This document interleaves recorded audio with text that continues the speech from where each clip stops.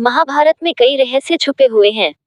इनमें से कुछ तो लोग जानते हैं, जबकि कई ऐसे रहस्य भी हैं जिनके बारे में बहुत कम लोगों को पता है।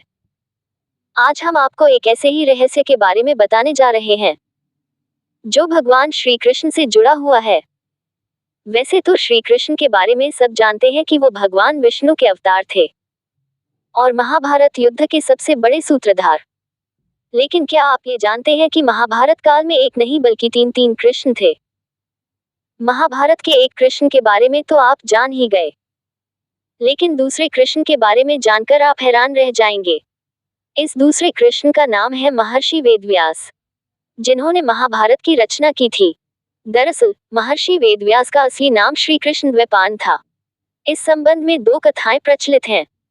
पहला ये कि महर्षि वेदव्यास का रंग सांवला था और उनका जन्म एक द्वीप पर हुआ था, इसलिए उनका नाम श्री कृष्ण द्वैपायन पड़ गया। महर्षि वेदव्यास का नाम श्री कृष्ण द्वैपायन पड़ने के पीछे दूसरी कहानी ये है कि वो जन्म लेते ही युवा हो गए और तपस्या करने के लिए द्वैपायन द्वीप पर चले गए। कई सालों तक लगातार तपस्या करने से उनका रंग काला हो गया, इसलिए उन्हें श्री कृष्ण द्वैपायन कहा जाने लगा। तीसरे कृष्ण को तो आपने टीवी सीरियल या कृष्ण लीला में जरूर देखा होगा। हालांकि इस तीसरे कृष्ण को नकली कृष्णा कहा जाता है। दरअसल पुंड्र देश के राजा का नाम पौंड्रक था। चेदी देश में वह पुरुषोत्तम नाम से विख्यात था। पौंड्रक के पिता का नाम वसुदेव था, इसलिए वह खुद को वासुदेव कहता था।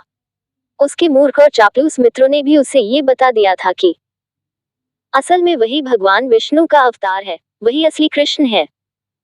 ये बात उसके दिमाग में इतनी घर कर गई थी और उसने भगवान श्री कृष्ण की तरह ही अपना रंग और रूप बना लिया था।